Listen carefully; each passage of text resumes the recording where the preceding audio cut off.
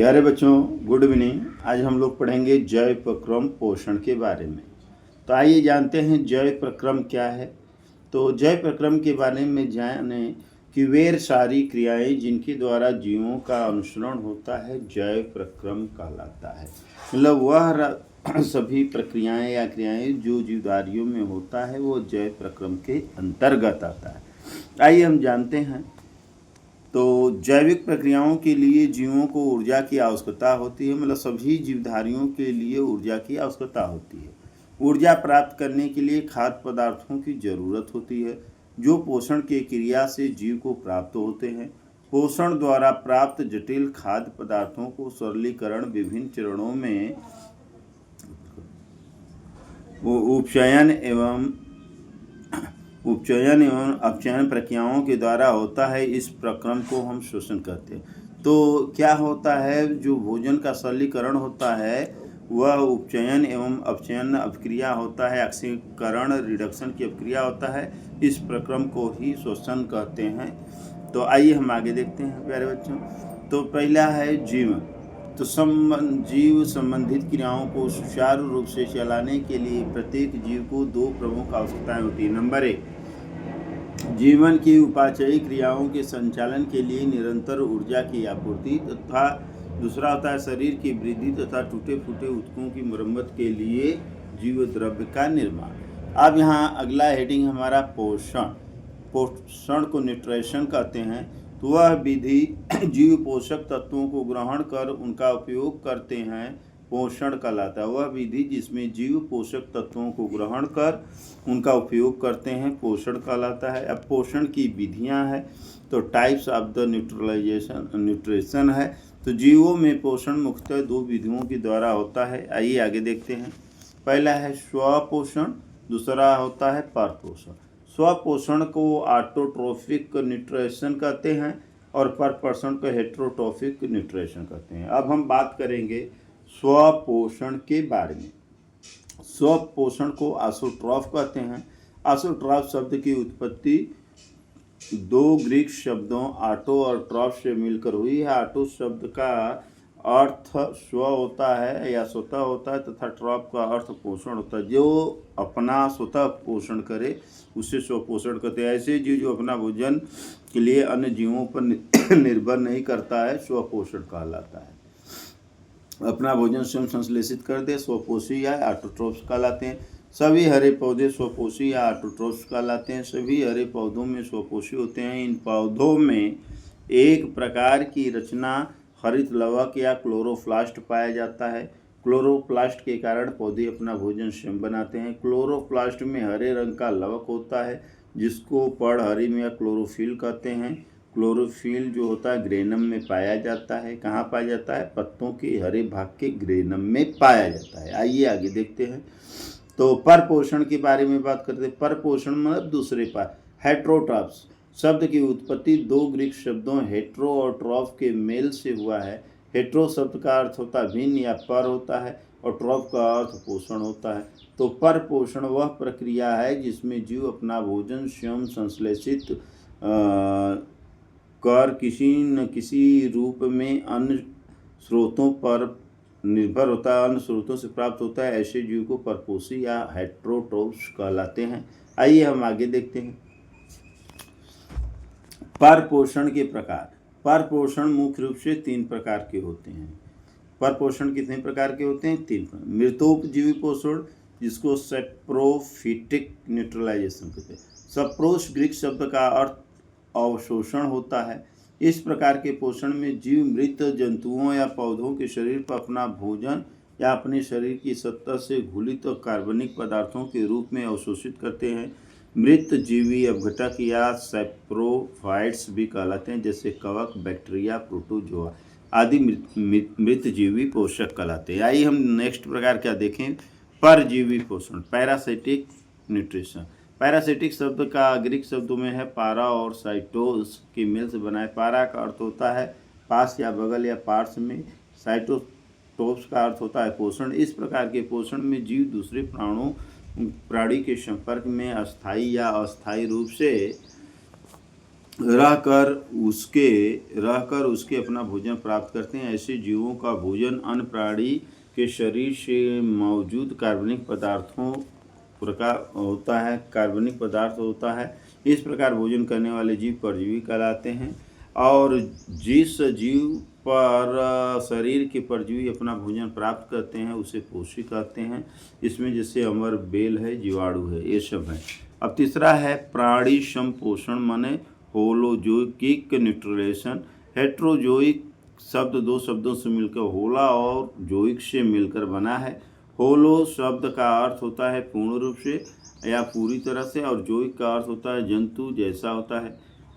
मतलब है कि वैसा पोषण जिसमें प्राणी अपना भोजन ठोस या तरल के रूप में परंतु जंतुओं के पोषण ग्रहण करने की विधि द्वारा ग्रहण करते हैं, प्राणी संपोषण कहलाता है। वैसे जीव जिनके इस विधि द्वारा पोषण होता है प्राणी संपोषी कहलाते हैं। जैसे अमीबा है, मेढक है और मनुष्य, ये सब क्या है, प्राणी संपोषण में है। आइए आगे क्यों देखते हैं। पौधों में पोषण, तो स्वपोषी पौधे अपना भोजन स्वयं बनाते हैं। यह अपना भोजन प्रकाश संश्लेषण प्रक्रिया द्वारा बनाते हैं। अब यहाँ पर प्रकाश संश्लेषण क्या है या प्रकाश संश्लेषण से क्या समझते हैं, यह प्रक्रिया कैसे होती है। तो सूर्य की ऊर्जा की सहायता से या सूर्य के प्रकाश में प्रकाश संश्लेषण में सरल कार्बनिक अणु जैसे कार्बन डाइऑक्साइड और जल H2O को पादप कोशिकाओं में स्थिरीकरण कार्बनिक अणु ग्लूकोज या ऑक्सीजन तथा जल में होता है। तो यहाँ आप देखेंगे 6 अणु कार्बन डाइऑक्साइड और 12 अणु जल के साथ क्रिया करके ग्लूकोज और ऑक्सीजन और जल बनाता है। प्रकाश संश्लेषण की क्रिया से उत्पन्न ग्लूकोज अणु के पौधों के लिए संचित रखते हैं तथा ऑक्सीजन और जल के विसरण के द्वारा अपनी पत्तियों में स्थित स्टोमोटा द्वारा बाहर निकाल देते हैं। इस प्रकार आगे देखें प्यारे बच्चों। तो प्रकाश संश्लेषण प्रक्रिया के लिए आवश्यक पदार्थ या घटक पर्णहरिम या क्लोरोफिल सभी स्वपोषी पौधों में प्रकाश संश्लेषण की क्रिया करते हैं, चाहे उनकी पत्तियां किसी भी रंग की हो, अर्थात उनमें पर्णहरिम पाया जाता है। दूसरा का है कार्बन डाइऑक्साइड। प्रकाश संश्लेषण में पौधों को कार्बन डाइऑक्साइड को वायुमंडल से ग्रहण करते हैं और ऑक्सीजन छोड़ते हैं। वायुमंडल में कार्बन डाइऑक्साइड 0.03% मौजूद है। तीसरा का है जल। तो पौधे भोजन बनाने के लिए जल को जड़ों द्वारा ग्रहण करते हैं तथा जाइलम ऊतक द्वारा पौधों के विभिन्न भागों एवं पत्तियों में पहुंचाते हैं। जड़ द्वारा पौधे जड़ के साथ साथ खनिज लवणों का भी अवशोषण करते हैं, जैसे नाइट्रोजन, फास्फोरस, कैल्शियम, मैग्नीशियम, लोहा इत्यादि। तो जल जो है किसका स्थिरीकरण करता है, नाइट्रोजन का, फास्फोरस का, कैल्शियम का, मैग्नीशियम का, लोहा इत्यादि का। इस प्रकार से पौधों के द्वारा प्रकाश संश्लेषण की क्रिया संपन्न होती है। आइए आगे देखते हैं। जंतुओं में पोषण। जंतु परपोषी होते हैं, अर्थात ये जंतु मृतजीवी, परजीवी या प्राणी समपोषी हो सकते हैं। एक कोश की जंतुओं में पोषण के लिए विशेष अंग नहीं होते हैं। ये अपना भोजन शरीर के सतह द्वारा विसरण से करते हैं, लेकिन बहुकोशिकीय जंतुओं में पोषण के लिए विशेष अंग पाए जाते हैं। आइए हम आगे देखते हैं प्यारे बच्चों। अमीबा में पोषण। अमीबा एक कोशिकीय प्राणी संपोषी जीव होता है। यह मृदु जलीय एक कोशिकीय तथा अनिश्चित आकार का प्राणी है। इसका आकार उत्पादों के बनने और बिगड़ने के कारण बदलता रहता है।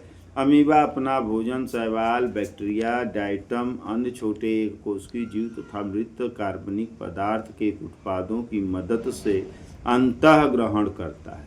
अमीबा में पोषण, अंतःग्रहण, पाचन तथा बहिष्करण प्रक्रियाओं को पूर्ण होता है। आइए आगे देखते हैं। पैरामीशियम में पोषण।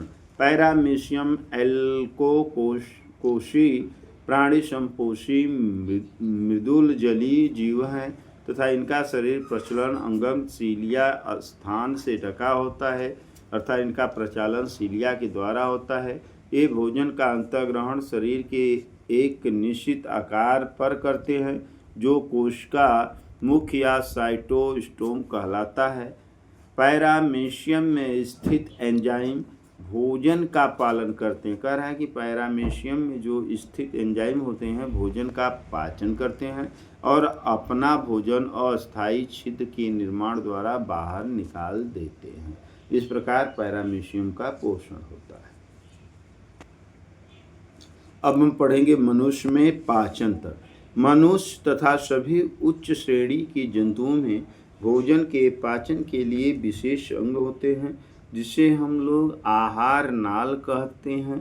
आहार नाल इससे संबंध पाचक ग्रंथियां और पाचन क्रिया मिलकर पाचन तंत्र का निर्माण करते हैं।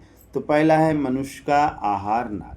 आहार नाल करीब 8 से 10 मीटर लंबा होता है। यह मुख गुहा से शुरू होकर मल द्वार तक फैला होता है। तो इसकी लंबाई 8 से 10 मीटर तक ठहरती है। आइए आगे देखते हैं। जो दांत को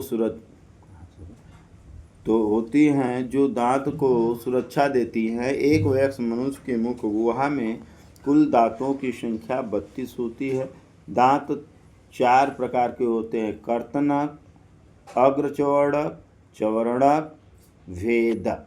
तो जो कर्तनक होते हैं उसको इंसाइसर कहते हैं। जो अग्रचौड़क होता है प्रीमोलर कहते हैं।